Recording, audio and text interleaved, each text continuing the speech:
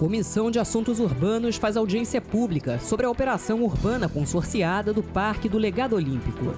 Entre as transformações está o uso atual de parte dos imóveis, que antes seriam destinados a condomínios privados, em áreas destinadas a entretenimento. Ex-funcionários da Gama Filho participam de reunião e acompanham o processo de indenizações.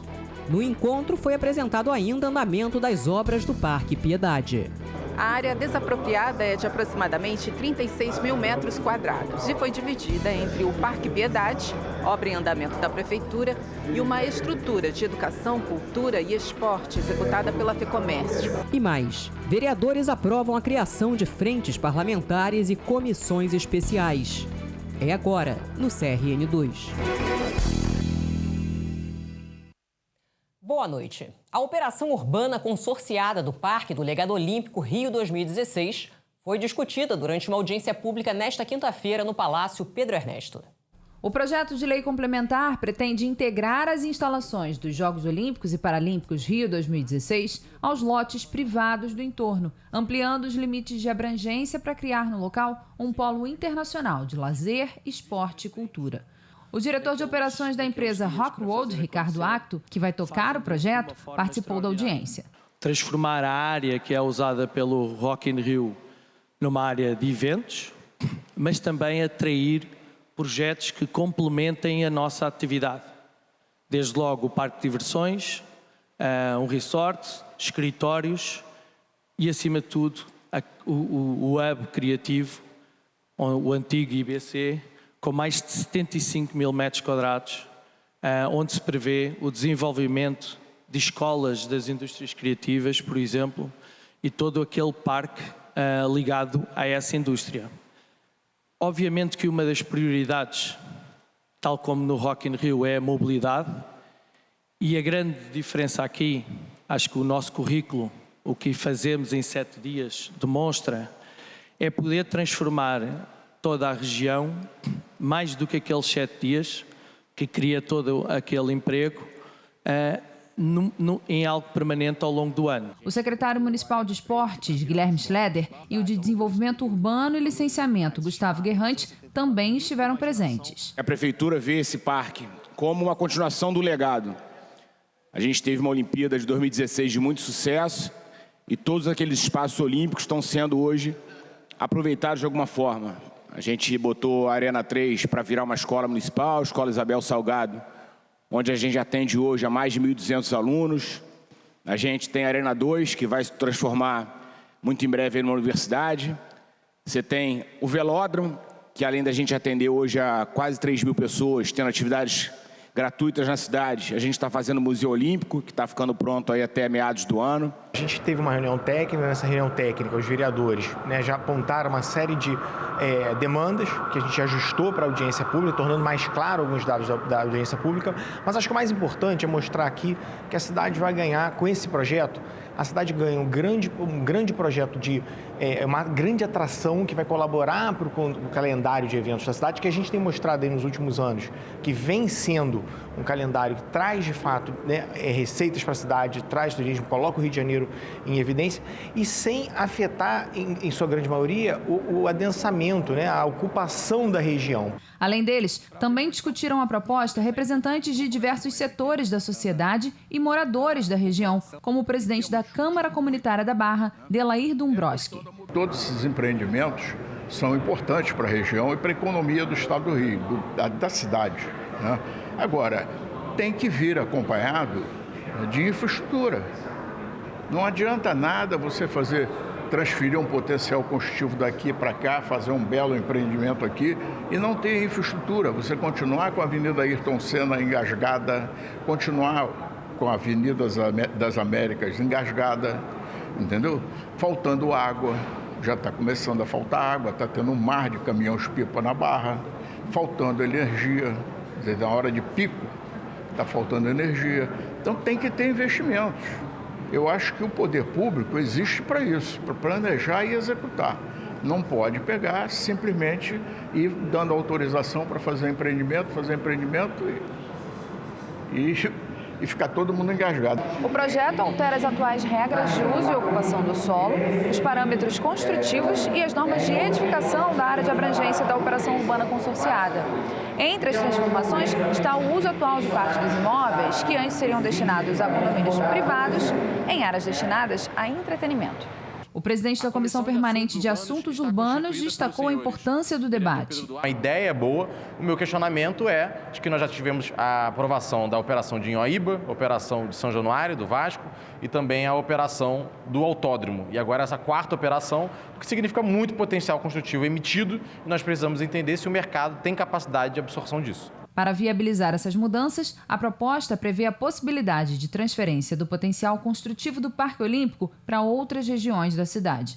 As obras ficariam prontas em 2028 e a concessão é de 30 anos. O presidente da Câmara, Carlos Caiado, chamou a atenção para o assunto. O que foi aprovado há muitos anos atrás para as Olimpíadas, poderia construir vários prédios, e hoje a proposta da Prefeitura, juntamente com o Rock World, que é a empresa que está na parte da concessionária que administra a parte do Parque Olímpico, de se tornar de forma permanente um parque de diversões chamado Disney Carioca.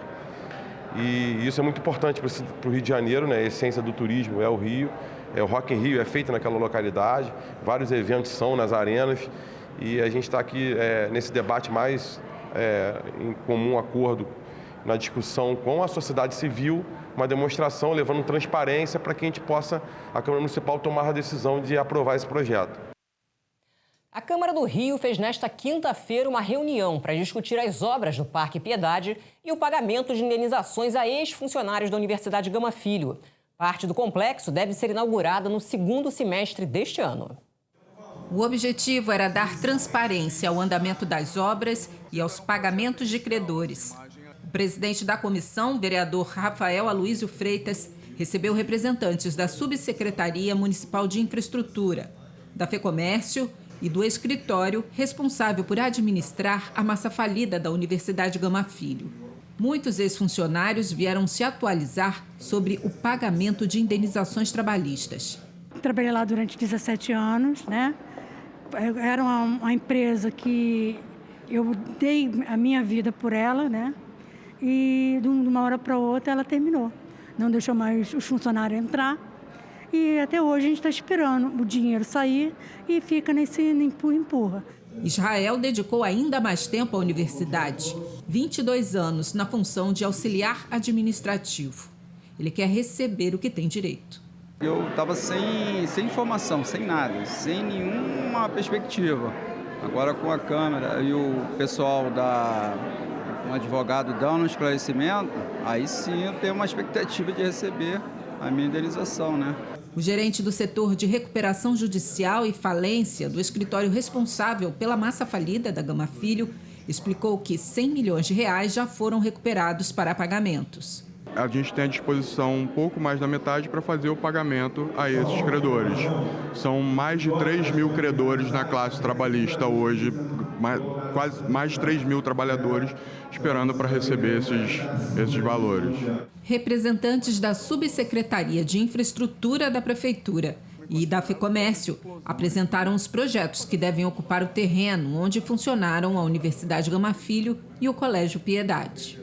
A área desapropriada é de aproximadamente 36 mil metros quadrados e foi dividida entre o Parque Piedade, obra em andamento da Prefeitura, e uma estrutura de educação, cultura e esporte executada pela FEComércio. Essa deve ser entregue no ano que vem. A Prefeitura já concluiu a primeira etapa de obras do Parque Piedade, que inclui o Memorial Gama Filho, um campo de futebol, uma quadra para esportes na areia, um parque infantil e outro para pets. A segunda etapa está em andamento. Tudo aquilo ali vai ser revitalizado, se tornando um complexo com áreas de lazer, esporte, cultura, educação, saúde e por aí vai. Então vai ser muito importante para essa revitalização de Piedade da região como um todo. A comissão especial prevê novos encontros. A nossa ideia é no início do segundo semestre, um pouco antes das inaugurações, a gente chamar novamente para um encontro e, novamente, atualizar as informações sobre as indenizações. E na sessão plenária de hoje, os vereadores aprovaram a criação de frentes parlamentares e comissões especiais. O parlamento aprovou a criação das seguintes comissões especiais. A que vai acompanhar a implementação da lei que institui o Estatuto Municipal da Igualdade Racial, a que vai acompanhar as intervenções na bacia do Rio Acari e também a que vai acompanhar e fiscalizar publicidades e mídias exteriores na cidade do Rio. 4 frentes parlamentares também foram criadas. Uma delas trata da defesa da pequena África e cultura negra carioca. Uma outra vai acompanhar a gestão do legado olímpico e paralímpico. Também foram criadas a que vai discutir a precarização do transporte público na cidade do Rio e a que trata da defesa da população de Acari e das vítimas de tragédias climáticas e da carência de dignidade habitacional. Olha, a Marinha do Brasil emitiu um aviso de ressaca das 6 horas da tarde de amanhã, sexta-feira, até as 9 da manhã de domingo. As ondas podem chegar até 3 metros de altura, viu? Por isso é importante evitar o banho e a prática de esportes no mar e ficar distantes de mirantes na orla. Pescadores devem permanecer em terra e ciclistas evitar circular na orla, caso as ondas estejam atingindo a ciclovia. E na volta do intervalo tem os detalhes da previsão do tempo e outras notícias do Legislativo Carioca. Até já, hein?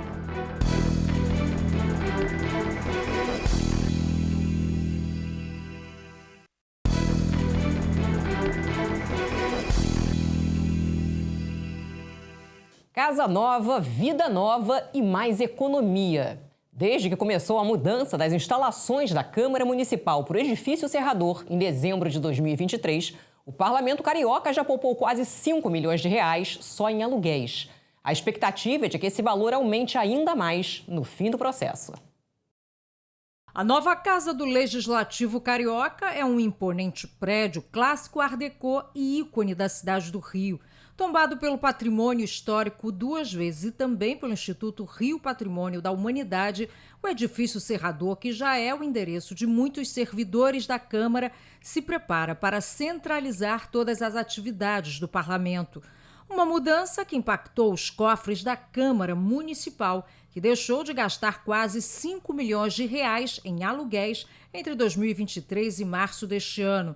A projeção aponta que até o fim de 2025, o acumulado chegará a 8,6 milhões de reais. Esse saldo positivo é resultado do fim dos contratos de aluguel dos prédios anexos, que pesavam cerca de R$ 642.800. A expectativa é de que a economia chegue a R$ 6 milhões de reais ao ano, após a chegada de todos os setores da Câmara ao Serrador.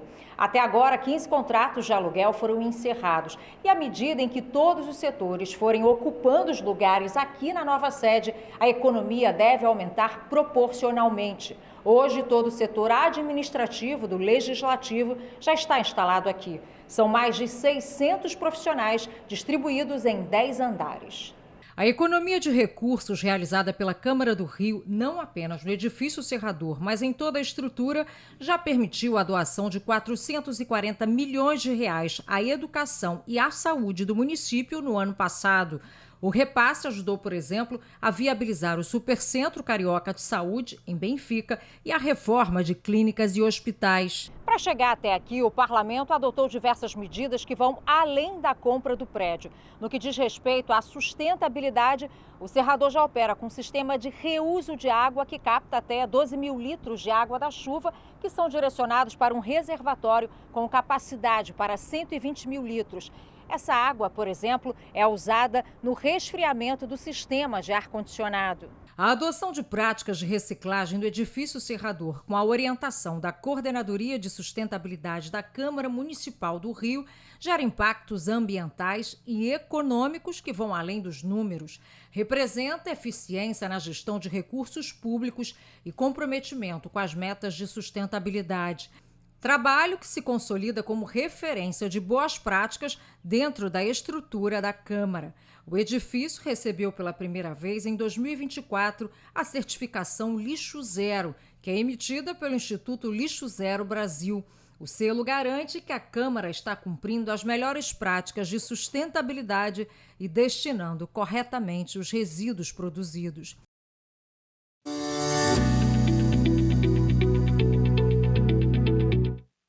Olá, o tempo nesta quinta-feira aqui na cidade do Rio foi influenciado pelo calor e por áreas de instabilidade formadas pela aproximação de uma frente fria. Assim, o dia foi com aumento de nebulosidade e houve registro de pancadas de chuvas isoladas em pontos da Zona Oeste e da Zona Norte do município. A máxima registrada hoje foi de 39 graus. E para essa noite, a previsão é de nebulosidade variada e podem ocorrer pancadas de chuva isoladas a qualquer momento. Amanhã, sexta-feira, com a aproximação e passagem de uma frente fria, haverá aumento de nebulosidade e há previsão de chuva forte a partir do período da tarde, que pode vir acompanhada de raios e rajadas de vento moderada forte. Essa chuva poderá persistir por muitas horas e ocorrer grandes acumulados de chuva na cidade. A máxima prevista para amanhã é de 34 graus. Para mais informações, siga as nossas redes sociais e baixe o aplicativo Cor.Rio.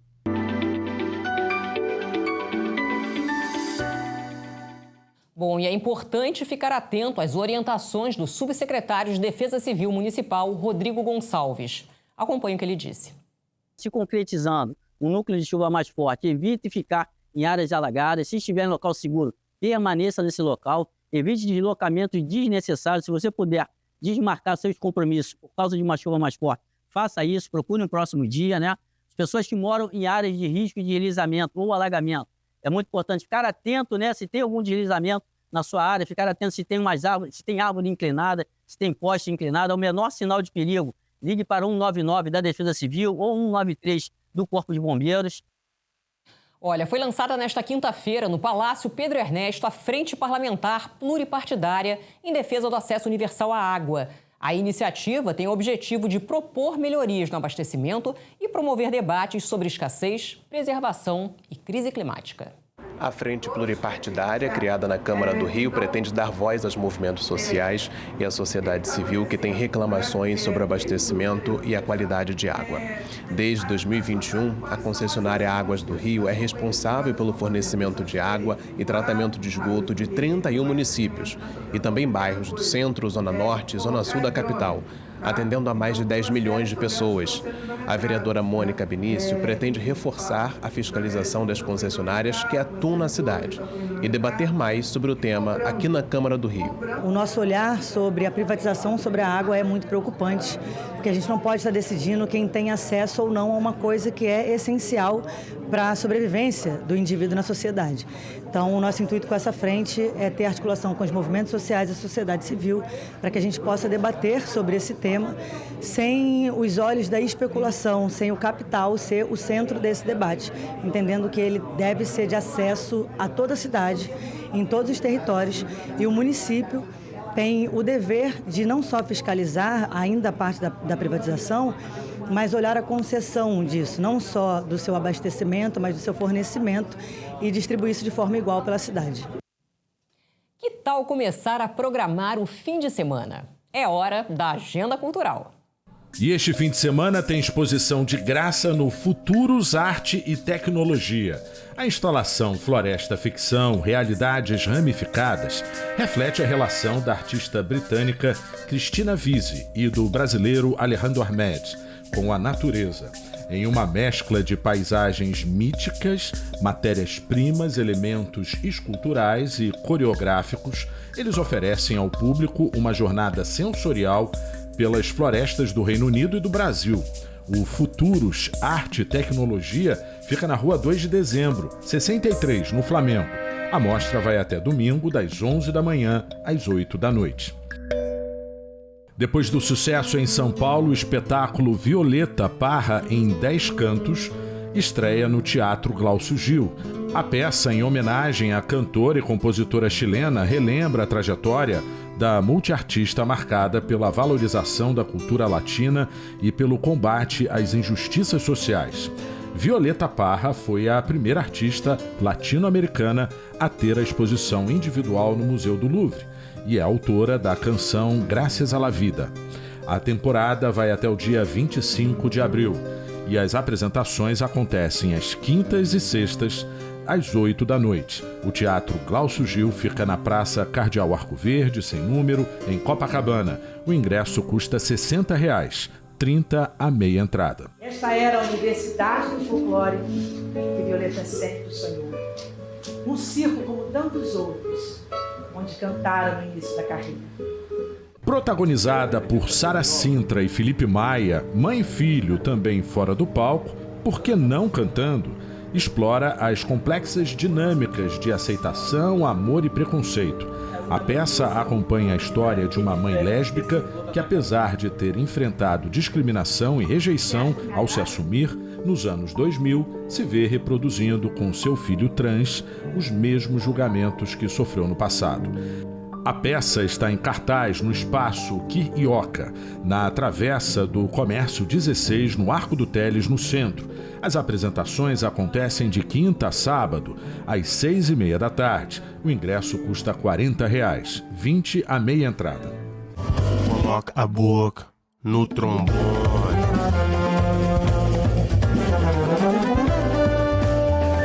O Jazz Proibidão volta a estremecer a cidade com um encontro de ousadia musical. Josiel Conrad, cantor e trombonista que carrega a força da Baixada Fluminense em sua arte, divide o palco com Jade Baraldo, voz que transita entre o pop experimental e a MPB contemporânea.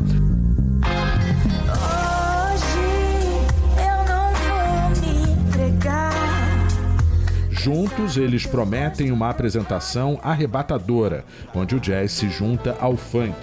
O show será nesta sexta-feira, às 8h30 da noite, no Cais da Imperatriz, que fica na rua Sacadura Cabral, na Saúde.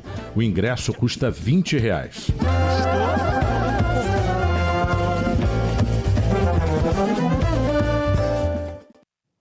Bom, e o CRN2 termina aqui. A seguir tem o programa Câmara Rio Entrevista. O bate-papo de hoje é com Amir Haddad, criador do grupo Tá na Rua, considerado patrimônio imaterial do estado do Rio de Janeiro. Ao longo da carreira de mais de 6 décadas, ele também foi diretor dos teatros João Caetano e Carlos Gomes. Assista a nossa programação pelo canal 10.3 da TV Aberta e ao vivo também pelo YouTube. Uma excelente noite para você, hein? Tchau, tchau.